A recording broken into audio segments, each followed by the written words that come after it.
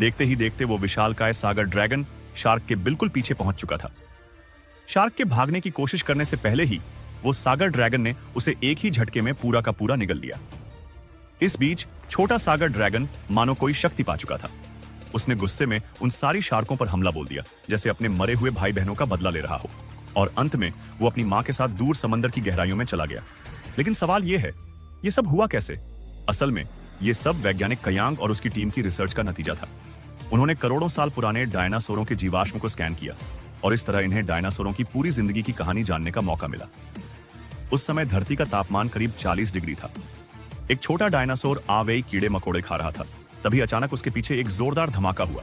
मुड़कर देखा तो सामने एक भयानक टायरानोसॉरस रेक्स खड़ा था। दोनों के बीच इलाके पर कब्जे की लड़ाई शुरू हो गई। तगड़ी लड़ाई चली, लेकिन आवेई ने मौका देखकर वहीं से भाग निकला। कुछ ही दूर उसे अपने ही जैसे कुछ और डायनासोर दिखे जो वहां मिलन का रिवाज निभा रहे थे। उन्होंने जमीन पर छोटे छोटे मिट्टी के ढेर बनाए थे ताकि मादाएं आकर्षित हो सकें। जल्द ही कुछ मादा डायनासोर वहां आ गईं।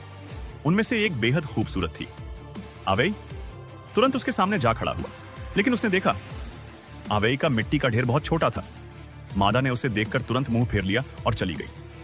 आवेई हिम्मत जुटाकर उसके पीछे जाने ही वाला था कि अचानक वही खूंखार टायरानोसॉरस फिर लौट आया। आवेई डर के मारे जान बचाकर भागा और एक जमीन के भीतर बनी गुफा में छिप गया। लेकिन खतरा तो यहां भी मौजूद था। पीछे से एक खतरनाक रैप्टर ने आवेई पर हमला कर दिया, लेकिन इस बार आवेई ने बहादुरी दिखाई।